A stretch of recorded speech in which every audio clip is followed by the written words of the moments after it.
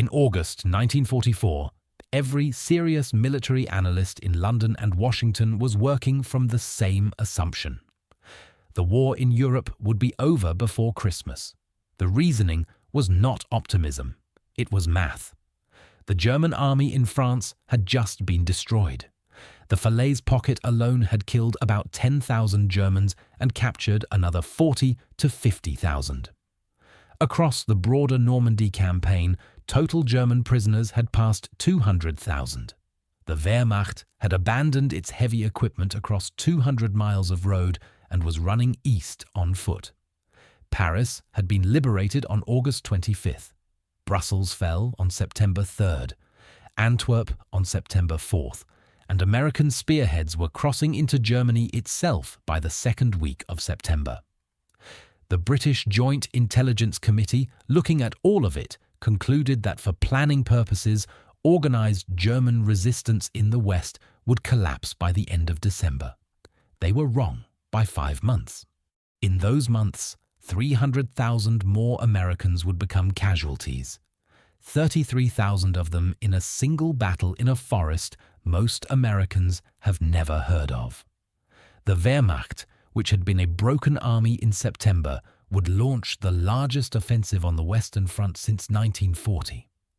The question is, how? The Falaise pocket in mid-August was not a normal defeat. It was an annihilation.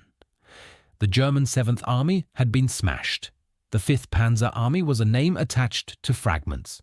Some German divisions that had numbered 12,000 men at the start of the summer reached the frontier with only a few hundred combat-effective infantry left. For 2 months before the breakout, the British and Canadians had been grinding through the bocage south of Caen against the bulk of German armour in Normandy. 6 panzer divisions, including most of the SS armour, concentrated against the eastern sector, while the American front faced roughly 1.5. When Operation Cobra broke open the American sector in late July, it broke open against the panzer divisions the British and Canadians had spent 10 weeks bleeding white. The pursuit across France was a pursuit through a hole the Anglo-Canadian forces had punched. The math is documented in the German divisional records. What's contested is whether Montgomery designed it that way or claimed credit after the fact. The retreat across France was not a fighting withdrawal. It frequently devolved into a rout. American and British commanders saw what they were looking at and concluded the war was almost over. Patton's Third Army was advancing 30 miles a day. The British 21st Army Group was through Belgium in 11 days. The Germans were not stopping anywhere. They were running for the West Wall, the old defensive line on the German frontier that had been built before the war, and Allied intelligence assessments were that the West Wall could not hold. The numbers supported the assessment. In early September, Allied forces in the West outnumbered Germans by roughly 2-to-1 in combat troops. In tanks, the ratio was closer to 3-to-1. In aircraft, it was 4-to-1, and over the front itself, sometimes much higher. What those ratios miss is the kind of advantage they describe. The German army running east in September was outnumbered, but the men who survived the rout were the men who had survived 4 years of the Eastern Front. The Wehrmacht's institutional depth was real, even when its present strength was catastrophic. Every general on the Allied side knew that an outnumbered German force given time to dig in had historically been one of the most dangerous defensive opponents of the modern era. And then the advance stopped. The Allied armies ran out of gas. By September 1944, the Allied supply chain in Europe was strangling itself. Almost every ton of fuel, food and ammunition still had to be landed at Normandy and trucked east, because the Channel ports the Allies needed were either still held by German garrisons or had been deliberately wrecked. Antwerp, the largest port in Western Europe and the only one that could realistically supply the advance, had been captured intact on September 4th. It would not be operational until the end of November. The reason was geographic. Antwerp sits 60 miles inland up the Scheldt estuary. To use the port, the Allies needed to clear German forces from both banks of that estuary. Montgomery's 21st Army Group, which had taken Antwerp, did not move to clear the Scheldt for almost a month. He had his eyes on Arnhem and the Rhine instead. What that delay cost the Allies was an army. The German 15th Army had been trapped against the coast by the Allied sweep through Belgium. General of Infantry Gustav Adolf von Zangen had no land route out. What he had was the Scheldt estuary at his back and a few weeks of Allied inattention. Using ferries, barges, and civilian fishing boats, the 15th Army evacuated roughly 90,000 men, 600 artillery pieces, and thousands of vehicles across the water to Walcheren Island and South Beveland. Within weeks, those men were manning the defensive lines that would block any Allied advance towards the Rhine for the next 3 months. When the operation to clear the Scheldt finally began in early October, those evacuated divisions were dug into flooded mined terrain that the troops grimly nicknamed the Coffin. The battle would last until November 8th and cost the 1st Canadian Army, a multinational force of Canadian, British and Polish troops, nearly 13,000 casualties. The Canadians, who had spent the summer grinding through the worst of the bocage, were now handed the worst of the autumn, fighting alongside British and Polish divisions who bled just as heavily in the flooded terrain. For 10 weeks, at the critical moment of the war, the largest port in Western Europe sat unused while Allied divisions 150 miles further east ran on the fumes of trucks driving from the Normandy beaches. By late September, Patton's Third Army was rationed to a fraction of its fuel requirement. American tank divisions in front of the West Wall were sitting idle not because the Germans were stopping them, but because they had nothing to move with. Artillery shells were rationed alongside fuel. The American official history records the period bluntly. The advance halted not from enemy action, but from logistical exhaustion. The Germans had 10 weeks to rebuild a front that should not have existed. There was a debate within the Allied High Command about how to avoid the supply crisis. Eisenhower's plan called for a broad front advance, all Allied armies moving forward together along the entire length of the Western Front. The advantage was that no army would be exposed. The disadvantage was that every army needed supply, and the supply system could not sustain all of them at once.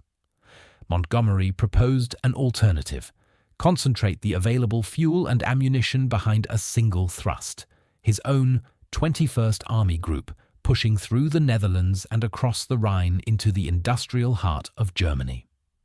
Patton proposed a parallel version: concentrate the supply behind Third Army and drive into the Saar. The cases for both narrow thrust options were the same. The Germans were broken. The window was short. A single concentrated push had a real chance of finishing the war before winter. A broad front advance had little chance of finishing the war at all. Eisenhower chose broad front. The reasons were both logistical and political.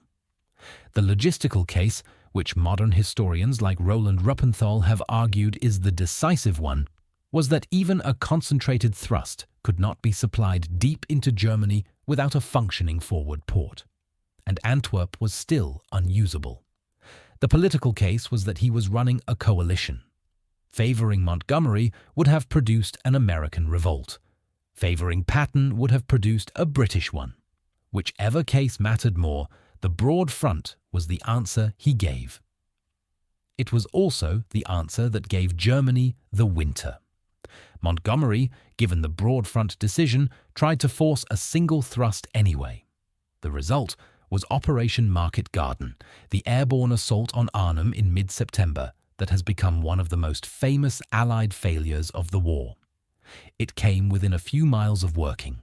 The Germans destroyed the airborne forces at Arnhem and the corridor collapsed. After Arnhem, there were no more attempts to finish the war by Christmas.